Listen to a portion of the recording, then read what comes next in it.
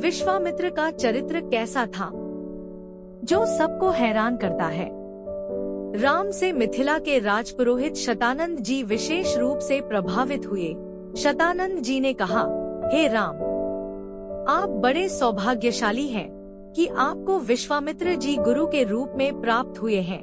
वे बड़े ही प्रतापी और तेजस्वी महापुरुष हैं। ब्राह्मणत्व की प्राप्ति के पूर्व ऋषि विश्वामित्र बड़े पराक्रमी और प्रजावत्सल नरेश थे। प्रजापति के पुत्र कुश, कुश के पुत्र कुशनाभ और कुशनाभ के पुत्र राजा गाधी थे। ये सभी शूरवीर, पराक्रमी और धर्मपरायण थे। विश्वामित्र जी उन्हीं गाधी के पुत्र हैं। एक बार राजा विश्वामित्र अपनी सेना के साथ वशिष्ठ ऋषि के आश्रम में गए। चूँकि उस समय वशिष्ठ जी ईश्वर भक्ति में लीन होकर यज्ञ कर रहे थे, विश्वामित्र जी उन्हें प्रणाम करके वहीं बैठ गए। यज्ञ क्रिया से निवृत्त होने पर वशिष्ठ जी ने विश्वामित्र जी का बहुत आदर सत्कार किया और उनसे कुछ दिन आश्रम में ही रहकर आतिथ्य ग्रहण करने का अनुरोध किया। इस पर यह सोचकर कि मेरे साथ विशाल सेना है और सेना सहित मेरा आतिथ्य करने में वशिष्ठ जी को कष्ट होगा, विश्वामित्र जी ने नम्रता पूर्वक विदा होने की अनुमति मांगी। किंतु वशिष्ठ जी के अत्यधिक अनुरोध करने पर थोड़े दिनों के लिए राजा विश्वामित्र को उनका आतिथ्य स्वीकार करने के लिए विवश होना पड़ा। राजा विश्वामित्र के आतिथ्य स्वीकार कर लेने पर वशिष्ठ जी ने कामधेनु गौ का आह्वान किया और उससे विश्वामित्र तथा उनकी सेना के लिए 6 प्रकार के व्यंजन तथा समस्त प्रकार की सुविधाओं की व्यवस्था करने की प्रार्थना की। उनकी इस प्रार्थना को स्वीकार करके कामधेनु गौ ने सारी व्यवस्था कर दिया। वशिष्ठ जी के अतिथि सत्कार से राजा विश्वामित्र और उनके साथ आए सभी लोग बहुत प्रसन्न हुए। कामधेनु गौ का चमत्कार देखकर विश्वामित्र के मन में उस गौ को प्राप्त कर लेने की इच्छा जागृत हुई और उन्होंने वशिष्ठ जी से कहा कि ऋषि श्रेष्ठ, कामधेनु जैसी गौ तो किसी वनवासी के पास नहीं वरन राजा महाराजाओं के पास ही शोभा देती है। अतः आप इसे मुझे दे दीजिए। इसके बदले में मैं आपको सहस्त्रों स्वर्ण मुद्राएं दे सकता हूँ। इस पर वशिष्ठ जी बोले कि राजन, यह गौ ही मेरा जीवन है और इसे मैं किसी भी कीमत पर किसी को नहीं दे सकता।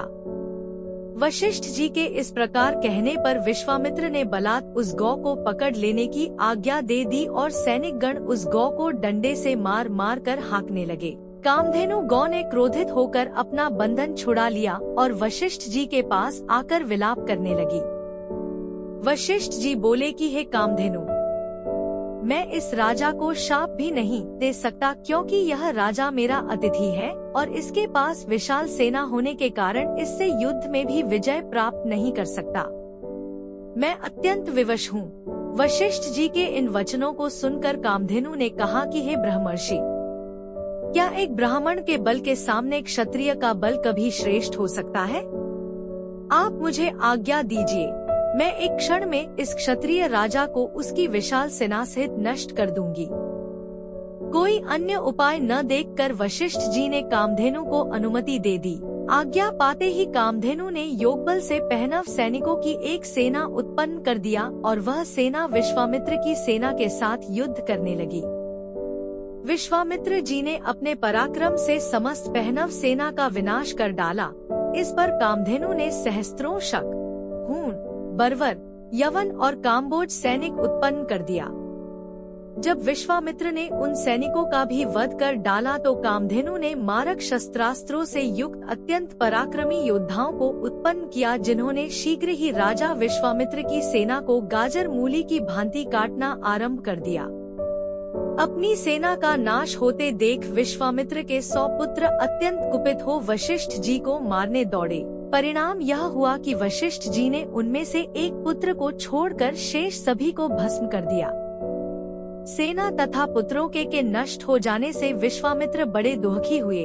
अपने बचे हुए पुत्र का राजतिलक कर वे तपस्या करने के लिए हिमालय की कंदराओं में चले गए। वहां पर उन्होंने कठोर तपस्या की और महादेव जी को प्रसन्न कर लिया। महादेव जी को प्रसन्न पाकर विश्वामित्र ने उनसे समस्त दिव्य शक्तियों के साथ संपूर्ण धनुर्विद्या के ज्ञान का वरदान प्राप्त कर लिया।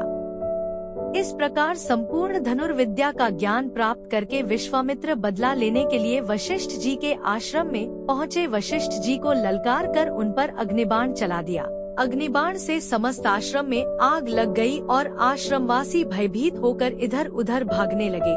वशिष्ठ जी ने भी अपना धनुष संभाल लिया और बोले कि मैं तेरे सामने खड़ा हूँ, तू मुझ पर वार कर। आज मैं तेरे अभिमान को चूर चूर करके बता दूंगा कि क्षात्र बल से ब्रह्मा बल श्रेष्ठ है। क्रुद्ध होकर विश्वामित्र ने एक के बाद एक आग्नेयास्त्र, वरुणास्त्र, रुद्रास्त्र, ऐन्द्रास्त्र तथा पाशुपतास्त्र एक साथ छोड़ा, जिन्हें वशिष्ठ जी ने अपने मारक अस्त्रों से मार्ग में ही नष्ट कर दिया। इस पर विश्वामित्र ने और भी अधिक क्रोधित होकर मानव, मोहन, गांधर्व, जूम्भन, दारण, वज्र, ब्रह्मपाश, कालपाश, वरुणपाश, पिनाक, दंड, पैशाच, क्रौंच, धर्मचक्र, कालचक्र, विष्णुचक्र, वायव्य, मंथन, कंकाल, मूसल, विद्याधर, कालास्त्र आदि सभी अस्त्रों का प्रयोग कर डाला। वशिष्ठ जी ने उन सबको नष्ट करके ब्रह्मास्त्र छोड़ने के लिए जब अपना धनुष उठाया तो सब देव, किन्नर आदि भयभीत हो गए। किंतु वशिष्ठ जी तो उस समय अत्यंत क्रुद्ध हो रहे थे। उन्होंने ब्रह्मास्त्र छोड़ ही दिया। ब्रह्मास्त्र के भयंकर ज्योति और गगनभेदी नाद से सारा संसार पीड़ा से तड़पने लगा।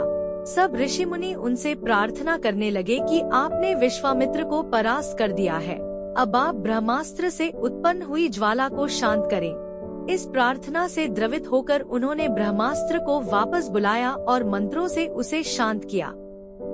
पराजित होकर विश्वामित्र मणिहीन सर्प की भांति पृथ्वी पर बैठ गए और सोचने लगे कि निःसंदेह क्षात्र बल से ब्रह्मा बल ही श्रेष्ठ है। अब मैं तपस्या करके ब्राह्मण की पदवी और उसका तेज प्राप्त करूंगा। इस प्रकार विचार करके वे अपनी पत्नी सहित दक्षिण दिशा की ओर चल दिए। उन्होंने तपस्या करते हुए अन्न का त्याग कर केवल फलों पर जीवनयापन करना आरंभ कर दिया। उनकी तपस्या से प्रसन्न होकर ब्रह्मा जी ने उन्हें राजर्षि का पद प्रदान किया। इस पद को प्राप्त करके भी यह सोचकर कि ब्रह्मा जी ने मुझे केवल राजर्षि का ही पद दिया, महर्षि देवर्षि आदि का नहीं, वे दुखी ही हुए। वे विचार करने लगे कि मेरी तपस्या अब भी अपूर्ण है, मुझे एक बार फिर से घोर तपस्या करना चाहिए। उम्मीद करते हैं आपको यह वीडियो अच्छी लगी होगी। धन्यवाद आपका। वीडियो पसंद आई हो तो लाइक और शेयर कर दीजिएगा।